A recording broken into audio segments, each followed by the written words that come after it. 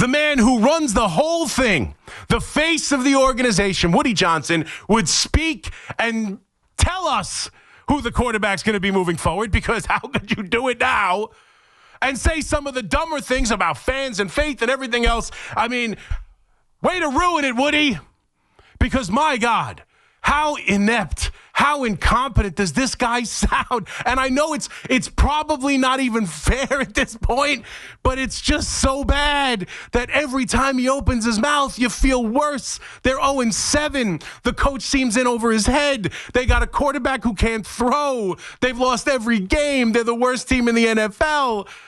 And yet it sounds worse today after listening to that owner speak. And that's where we start with the quarterback position, because it's mind-boggling to me. It is mind-boggling to me. And we're going to play a couple of the highlights here that he had to say. You've heard them all day. You heard Marco say it, but we'll go over it in case you haven't on this Wednesday morning. The day flips anew. And let's hear the sound, because Woody Johnson, talking to the media today at the owners' meeting, whatever the hell this was, is talking about the quarterback, talking about the coach, talking about where this team is, some of his confidence level. And I'm telling you, this guy throws more players under the bus than, more quarterbacks in specific under the bus than any other executive. He has over the last couple years badmouthed more quarterbacks than they have wins. Like, it's unbelievable. And this is what he had to say about Justin Fields and the quarterback position for the New York Jets, sorry. It's hard when you have a quarterback with, with a rating that we got, Does he mean Madden rating? But something just is not jiving. But if you look at any head coach with a quarterback like that, you're going to see similar results if you go across the league. Yeah, this was, today, a complete throwing Justin Fields under the bus and trying to hide that accident, the coach behind it, and make sure everybody looks at this. Look at how bad the quarterback is. Any coach would be this bad under Justin Fields. He later goes on to say, if we could throw a complete forward pass, that would be nice. He absolutely annihilates the quarterback, which would be fine because I've done it, you've done it, every Jet fan has done it, everyone on the station has done it. He's played that poorly. Well, sure. That's obvious. The quarterback position right now, and we've said it. I've said it about Dable the last couple of days in the 2 years of losing. I said it about Robert Saleh with Zach Wilson. It is fair to say, my goodness, this quarterback is so awful. I don't know how we could expect anyone to win. There's just a couple problems, though. Specifically. They picked him. He's talking like they fell into this situation. They're talking like they drafted a young kid who's struggling. They're talking like they could have done one of a million different other situations. Here's the problem. You and the coach picked him. You specifically went out and got him and paid him $30 million. You did.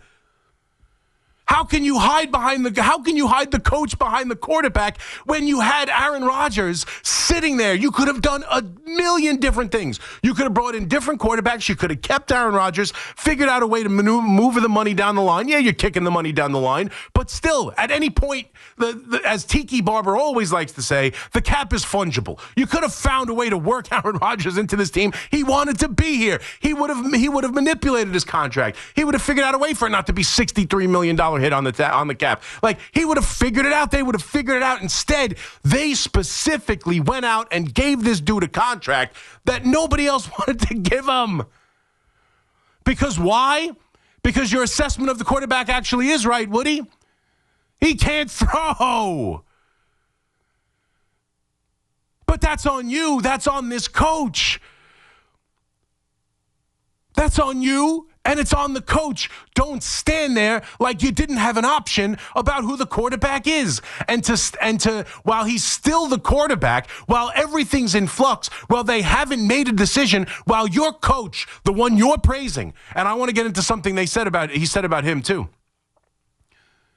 But the coach that you're praising here today, that you have faith in, that you speak to every day, that you hug every day, and you give him the encouragement every day of, hey, you hang in there. That coach picked him. And while the coach that you're talking about is out in the media saying, I don't know who the starting quarterback is, you're out there bashing him to a point where how the hell could the coach do anything else but now move on from him? The owner is standing there in front of the media saying the quarterback we can't win with, he can't complete a forward pass. They're still debating who the quarterback is. It is mind-numbing. It is absolutely mind-numbing that the owner of the team, while the coach just said to the media, we're going through the process, I'm not sure who the quarterback is, to stand there and in trying to justify his first-year hire, who has only coached 7 games in the most inept way and had some of the more defining, just disastrous performances that any 7-game coach could ever freaking have, despite the quarterback playing so terribly awful. He sits there and answers the question that the coach isn't ready to answer yet. That is dysfunction at its highest level. That is dysfunction at its highest level.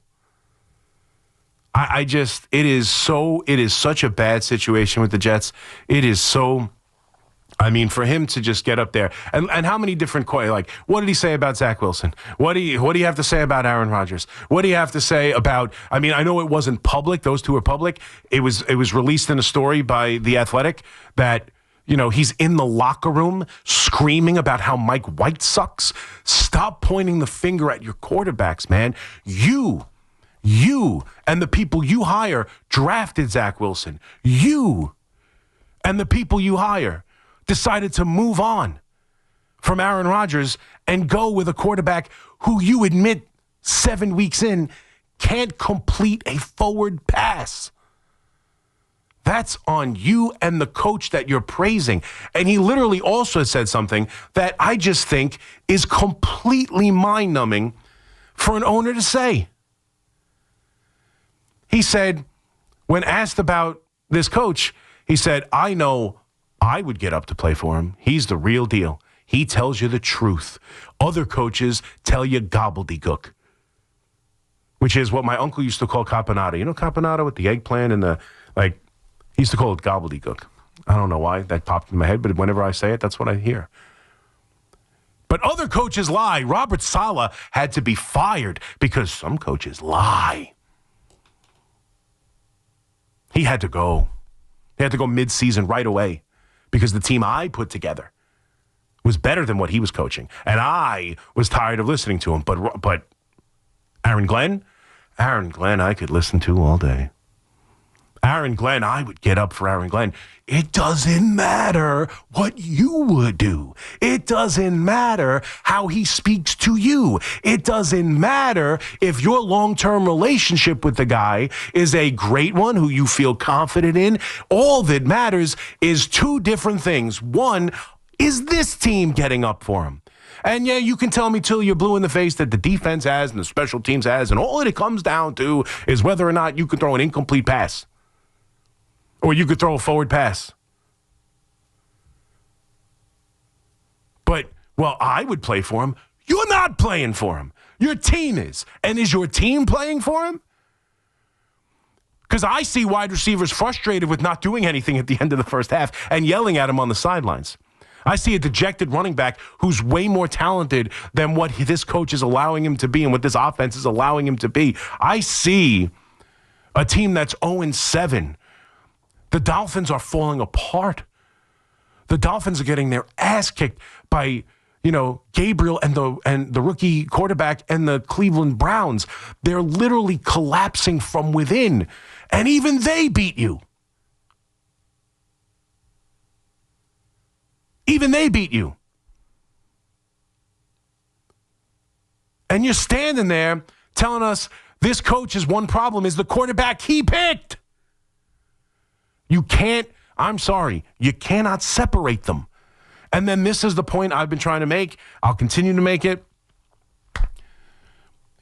It's so obvious that this coach and this owner picked this quarterback who can't throw. And you could say whatever you want about the coach and whether or not it's the quarterback's fault and this team would be better and blah, blah, blah. You know where this season is heading. And you know the decision that's coming in April.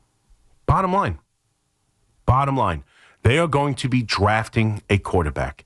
You just said that they have a quarterback who can't complete a forward pass. It's not a rookie, right? It's not some, backup because the starter's hurt. This is a guy who had tape. This is a guy who had 4 years in the NFL. This is a guy who won football games for the Pittsburgh Steelers.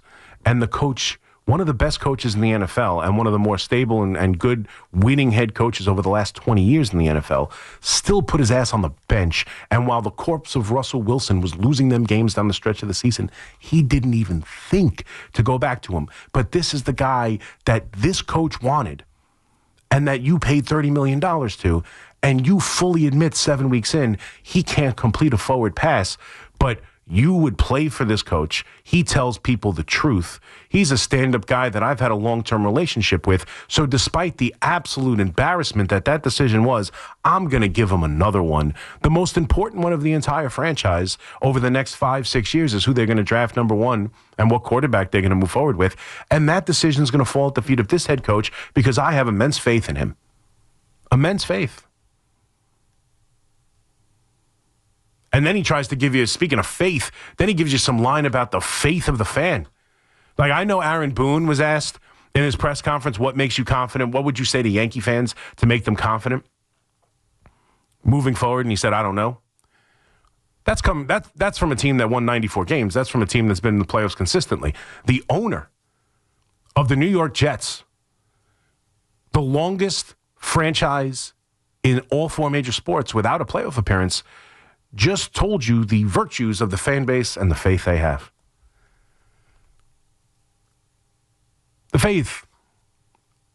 The fan base, it's remarkable the faith they have. It is. It is remarkable. They have no faith. It's remarkable they continue to go to your games. It's remarkable they continue to buy your swag. It's remarkable they're still Jet fans because it is run in such an absolute disgrace of a manner. That, I mean, it's hard to fathom how bad it is. And there is no light at the end of the tunnel. And I'm always the guy who defends coaches. I am. And I understand what he's pointing. He does have a coach. He does have a quarterback that you can win with. He does have a quarterback who can't complete a forward pass. He does.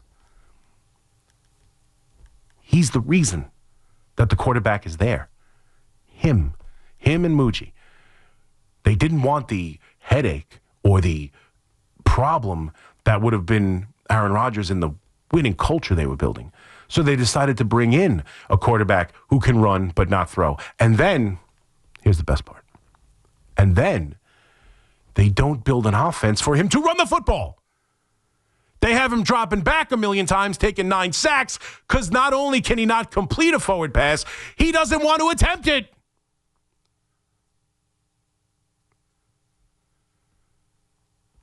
I mean, it is so bad for Jet fans. I'm sorry, man. I am sorry. 888-808-1019. I mean, the owner talks, and it's just, it makes everything that you felt about this team worse. Somehow, 0-7, the worst team in the NFL, a coach that, has, I don't want to say embarrassed himself, but has had some real moments here. An offense that has been, just worse than it's ever been. Worse than it's ever been. And that's saying a lot considering the other quarterbacks that he's bashed throughout the years.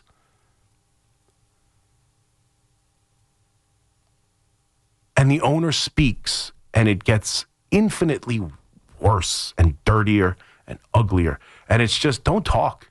Don't talk. Because you don't do anyone any favors, mostly the fans, secondary yourself, tertiary, that's a good word, tertiary. The fan base and the team. It's just, Woody Johnson is one of those special individuals, man. He has the ability to make you feel worse about, the worst situation ever. He'd be dropped in the river with cement shoes. Last thing you want to hear is Woody Johnson. Somehow it would get worse. 888-808-1019. McMonigle here with you on The Fan. We'll come back, continue, or start to take your phone calls. We'll start with the Jets. and what a disaster the quarterback situation is. They get ready to play the Bengals this weekend.